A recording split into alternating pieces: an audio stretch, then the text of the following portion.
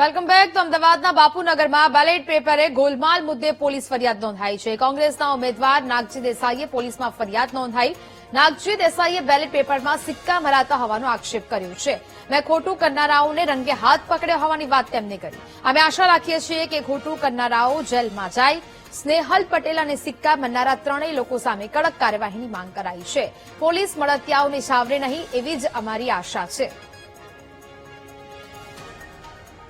અને અમને જોઈ સ્થાનિક સ્વરાજ્યની ચૂંટણી અને બાપુનગર વોર્ડની અંદર બેલેટ પેપરની અંદર ચેડા થયાના આરોપ થયા અને હવે નાગજી દેસાઈ કે જે કોંગ્રેસના ઉમેદવાર છે તેમના દ્વારા પોલીસ ફરિયાદ પણ કરવામાં આવી છે. તેમની સાથે વાત કરવામાં આવી છું. નાગજીભાઈ, જે ગઈકાલે આપે આરોપ લગાવ્યા, આપ પહોંચ્યા, શું ઘટના બની હતી ને પોલીસ ફરિયાદ કરી છે આપણે?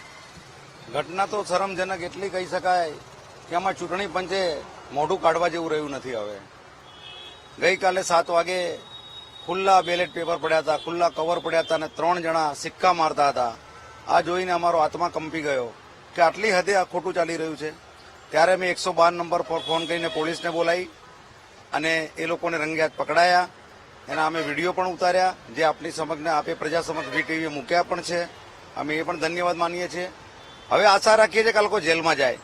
ફરિયાદ અમારી લીધી છે, બરાબર છે, પણ હવે અમે એવી આશા રાખીએ છીએ અને ગરિમા જળવાઈ રહે, આપણા ચૂંટણી પંચની ગરિમા જળવાઈ રહે, દેશના કાયદાની જળવાઈ રહે, બંધારણની જળવાઈ રહે, જેથી જે લોકો સિક્કા મારવાવાળા હતા એના ભારતીય જનતા પાર્ટીના બંધારણીય રીતે આના કમાન્ડર જે હોય રાજ્ય સરકારના એ સ્નેહલ પટેલ ઉપર ફરિયાદ દાખલ થાય અને 3 સિક્કા મારવાવાળા અને ચૂંટણી અધિકારીના જે મુખ્ય અધિકારીની જવાબદારી આવે છે કે તમે આ મટીરિયલ કઈ રીતે આપ્યું આ લોકોને, હોમગાર્ડને, અને સિક્કા મારવાનો હક આને કઈ રીતે આપ્યો, આ બધી વસ્તુની વાત ઉજાગર થઈ ચૂકી છે. હવે ફક્ત કાર્યવાહી કરીને પોલીસે જેલમાં પૂરવાનું બાકી છે.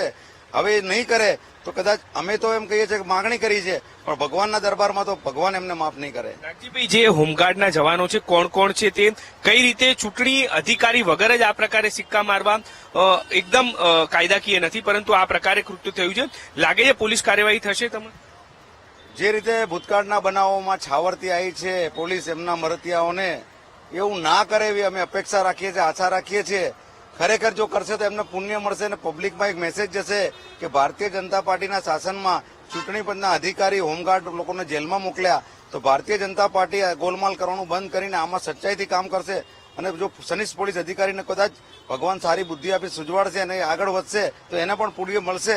તો હું માનું છું આમાં કડકમાં કડક કાર્યવાહી થાય એવી અમે આશા રાખીએ છીએ. ભાઈ, એ 5 અધિકારી જેની નામ જો ફરિયાદ કરી છે હોમગાર્ડને, એ કોણ કોણ હતા અને કઈ રીતે આખું આ સ્કેન્ડલ કર્યું એમણે? જે 3 સિક્કા મારવા હતા એના નામ જો અમે આપ્યા છે ફરિયાદમાં. પછી સ્નેહલ પટેલ છે અને મુખ્ય ચૂંટણી અધિકારી જે છે હોદ્દાની રૂએ જે આવતા હોય એ 5ની અમે નામજોગ ફરિયાદ આપી છે, જેની નકલ પણ અમે વીટીવી સમક્ષ આપી છે. અમે આશા રાખીએ છીએ કે 5 જણા ઉપર અને હજી પણ 6થું કોઈ વ્યક્તિ આમાં તપાસમાં નીકળે તો એને તાત્કાલિક જેલમાં નાખવા જોઈએ. તો નાગજી દેસાઈ કે જે કોંગ્રેસના ઉમેદવાર છે બાપુનગર વોર્ડના, અને તેમના દ્વારા ફરિયાદ કરવામાં આવી છે પોલીસમાં. સ્નેહલ પટેલ નામના જે હોમગાર્ડ જવાન છે, કમાન્ડન્ટ છે, તેના દ્વારા આ પ્રકારે ચૂંટણી અધિકારી વગર જ બેલેટ પેપર પર સિક્કા લગાવવામાં આવ્યા. હવે પોલીસ તપાસની અંદર શું સામે આવે છે તે જોવું રહ્યું. કેમેરામેન અજય પટેલ સાથે દીપક સોલંકી, વીટીવી ન્યૂઝ, અમદાવાદ. બુલેટિનમાં